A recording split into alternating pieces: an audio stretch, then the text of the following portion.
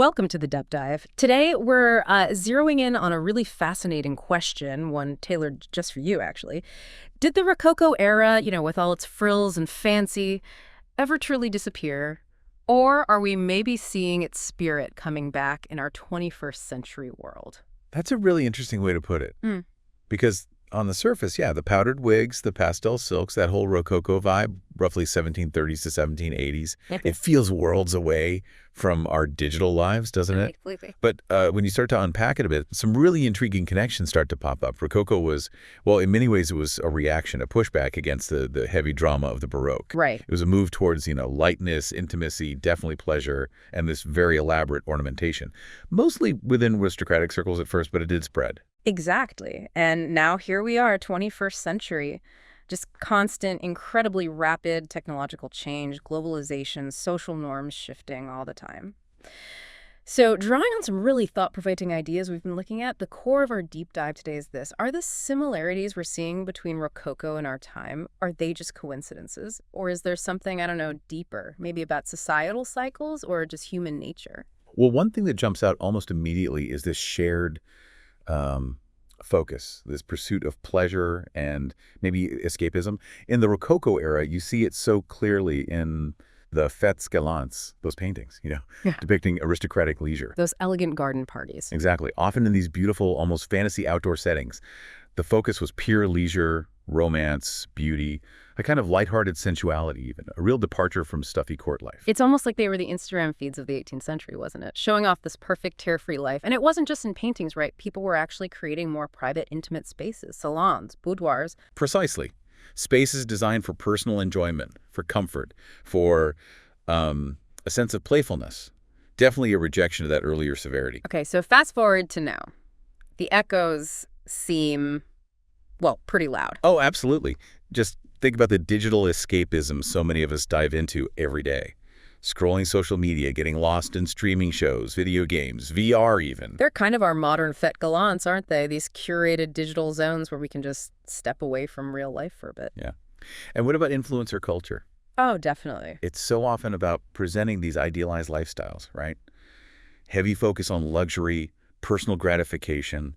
It mirrors those Rococo scenes quite closely. You could even argue maybe that the way we approach dating apps sometimes, that focus on immediate, maybe more superficial connections, it kind of reflects a similar priority on easy pleasure. That's a fair point.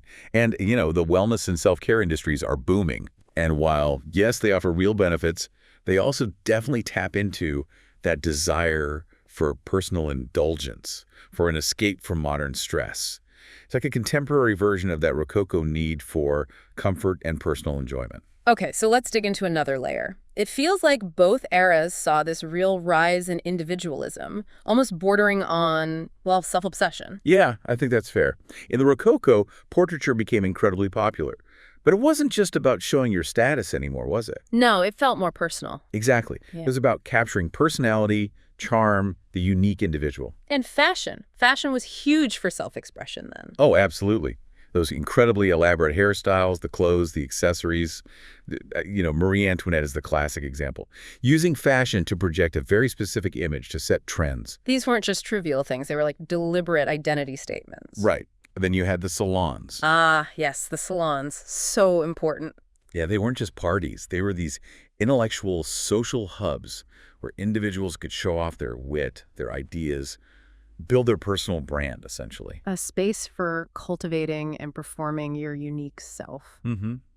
And even the art shifted more towards what they call the art of feeling, depicting intimate, emotional, personal moments, not just grand history paintings. And that focus on the individual. Gosh, it resonates so strongly today. I mean, look at social media. Right. Instagram, TikTok, they're all about personal branding. Carefully curating that public image, showing off the highlights, the best self. It's just ubiquitous, constant self-documentation, sharing your own image constantly. It really echoes that Rococo fascination with portraiture. There's even that term main character syndrome. Right. That feeling of being the star of your own online story. It definitely pushes a focus on the self. And our buying habits, too. Consumerism is a huge way we express individuality now. The clothes we pick, how we decorate, the aesthetics we chase. Like avant basic or even those Rococo revival trends in fashion you sometimes see. Exactly. It's all signaling who we are or who we want to appear to be. through stuff. It's pretty striking when you line them up like that. Okay, what about technology? Obviously, worlds apart, but technology still shaped things back then, right? Oh, absolutely. Even if it wasn't digital. In the Rococo era, you had big advances in materials techniques, especially porcelain, think Meissen, Sèvres. Beautiful stuff. Yeah, and furniture design got much lighter, more elegant, allowed for all those intricate, curvy forms we think of as Rococo. And mirrors. You mentioned mirrors earlier. Seems small, but they really changed interiors. They really did. Made spaces feel bigger, reflected light, created these almost theatrical effects, both grand and intimate at the same time. And better lighting too, right? More candles, chandeliers. Made those private gatherings much more atmospheric, visually richer. And crucially, how did the style spread? Printing and engraving were key. They allowed Rococo designs and ideas to circulate much more widely across Europe than styles had before. Really set the trends. Which sounds, yeah, like a slower version of our internet today. Pretty much. And now in the 21st century, our digital tech smartphones, screens, VR, AI, these are the new materials shaping everything, how we interact, how we see the world. And filters. Digital enhancements. They're like the new mirrors, aren't they? In a way, yes. Constantly letting us tweak our appearance, present an idealized version, creating illusions on a massive scale. And the speed. Trends just explode globally now, much faster than print ever could. Exponentially faster. And then you have algorithmic curation. Yes, the filter bubble. Exactly. It's like the printing press, but it creates these personalized echo chambers, constantly feeding us what we already like, potentially narrowing our view. Okay, this feels like a good transition into maybe the trickier parallels, the superficiality, the tensions underneath. Yes, because Rococo definitely faced criticism. It was seen as frivolous, decadent, especially by the neoclassical movement that came after, which valued reason and seriousness more. Right, and there was that huge disconnect, wasn't there, between the light, frothy lifestyle of the elite and the growing poverty and anger bubbling up? Which, of course, eventually led to the French Revolution. Yeah, it was very much an elite style, reinforcing those social divides. And today, we see maybe some uncomfortable echoes. Think about performative activism online. Sharing posts, hashtags. Sometimes without much real-world follow-through. It can feel a bit shallow. Yeah, a potential superficiality in the discourse, and also that urge to escape negative news, avoiding the doom scrolling. Wanting to retreat into something nicer online, even if it's less meaningful. Right, and all the extreme luxury and perfection we see online, it often exists alongside, and maybe even masks, huge wealth inequality. Very Rococo in a way. That idea from Scarlett Vincent's work, communication, seems relevant here too. The potential for these vast networks of connections to actually be quite thin, lacking real depth. Exactly. It's a provocative idea. We feel connected, but are we really? Let's shift to power dynamics. How are things changing in the Rococo era, and how does that compare? Well, after Louis XIV's super centralized reign, power started to decentralize a bit. The aristocracy moved back to Paris, away from Versailles. Into the salons. Right. Creating a different social landscape where influence worked differently. Yeah. And the middle class, the bourgeoisie, they were slowly gaining ground, challenging the old aristocratic norms. And women played a really key role, didn't they? Shaping taste through salons, figures like Madame de Pompadour. Absolutely crucial. It wasn't just a male power structure. So fast forward again, 21st century, we've seen this massive decentralization of information via the internet. Totally. Challenging traditional media, traditional authorities, citizen journalism, online activism, huge forces now. And new kinds of influence have popped up. Social media influencers, online communities, they can sway culture massively, often outside the old institutions. And it's interesting, too, how you see some contemporary artists, particularly women and queer artists, doing these neo-Rococo revivals. Reclaiming those aesthetics. Yeah, kind of reinterpreting those historically feminine or decorative aspects in new ways. Okay, let's talk about identity and masks. One of our sources brings up the Venetian Carnival. Ah, yes. A fantastic comparison. Venice, the carnival season, St. Stephen's Day to Shrove Tuesday, everyone in masks. And the point was? Social liberation. The mask let you shed your status, your gender, your history, basically. Temporary anonymity meant you could interact, behave, in ways normally forbidden by strict social rules. So a kind of equalizer almost. A noble could chat with a commoner without anyone knowing. Sounds a bit like creating an online persona. Exactly the parallel. Our digital identities today, our curated social media profiles, they function like modern masks. We choose how we present ourselves. Filtered photos, carefully worded posts. Often idealized versions. It's a constant performance, isn't it? Adapting the mask for Instagram versus LinkedIn versus, TikTok, just like Venetians had different masks. But there's a flip side, right? This freedom can also lead to that thing, that communication idea again, superficial interactions hiding behind the mask. Potentially, yes. And while we feel free behind the mask, the algorithms are always watching, learning our masked preferences, feeding us content. Which can trap us in echo chambers, ironically limiting our freedom. Which brings us neatly to another concept, Bentham's Panopticon.